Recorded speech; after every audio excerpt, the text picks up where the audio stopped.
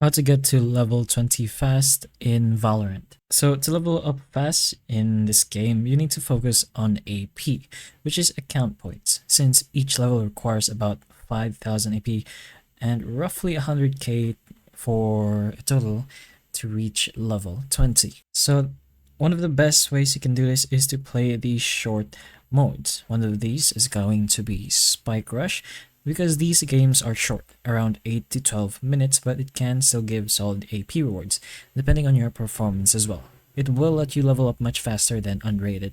You should also take advantage of the early level boost, which is around level 1 to 10, where you can earn significantly more AP per minute and higher win bonuses, making early grinding extremely efficient and will bring you to level 20 much faster. Now we didn't do as well as we could have, but with one game we were already level 2. So you can also speed things up by getting the first win of the day bonus. As you can see, it's plus 1k AP, but we got 5k from it, I suppose. I think that's what it said. But pretty much depends on the bonus. But a huge chunk of a level for just one match.